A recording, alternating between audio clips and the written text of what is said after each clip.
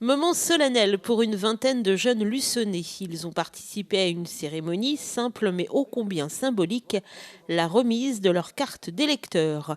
Tous les jeunes ont en effet en commun d'avoir 18 ans, un âge qui leur confère de nouveaux droits. Le premier magistrat de la ville, Pierre-Guy Perrier, leur a donc remis cette carte accompagnée du livret du citoyen. Et c'est peut-être un détail pour vous, mais pour eux, ça veut dire beaucoup.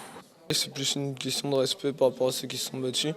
Puis je compte aller voter, donc c'était à moi des choses de venir la chercher. Ça vous intéresse? Vous êtes à l'affût un peu de ce genre d'infos? Vous en parlez entre vous, avec vos camarades? Ça se passe comment? Ouais, on en parle, mais après je suis pas spécialiste non plus, donc voilà, je peux pas me placer non plus, j'ai pas de parti. Après je vois ce que propose chaque parti et puis.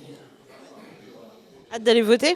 Ouais, mitigé. Ça dépend de ce qu'on me propose. C'est un honneur déjà en tant que citoyenne et comme je vous l'expliquais, je suis en droit et sciences politiques et la responsabilité civique de tout individu pour moi ça a une réelle valeur et j'aimerais que tous les jeunes participent à cette vie citoyenne et qu'on manifeste un petit peu notre point de vue parce que comme l'a très bien dit monsieur le maire, des gens se sont battus pour qu'on obtienne ce droit et je pense que c'est essentiel qu'on l'honore et qu'on fasse respect à ces combats qui ont lieu pour nous et pour qu'on puisse justement exposer notre point de vue et notre opinion. Et pour Colline qui rêve de faire carrière en politique, ce moment est particulièrement émouvant. Honnêtement, le jeune homme de 27 ans adjoint au maire, ça donne beaucoup d'espoir pour une jeune en droit et sciences politiques. On aimerait bien, hein, ça fait rêver.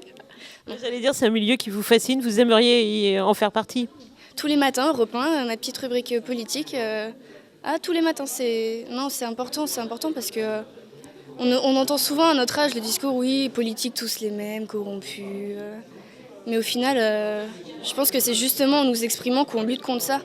Parce que c'est facile de dire tout le monde dans le même panier. Non, à nous de faire en sorte d'en sortir quelques-uns qui sont bons et qui se battent pour défendre nos droits.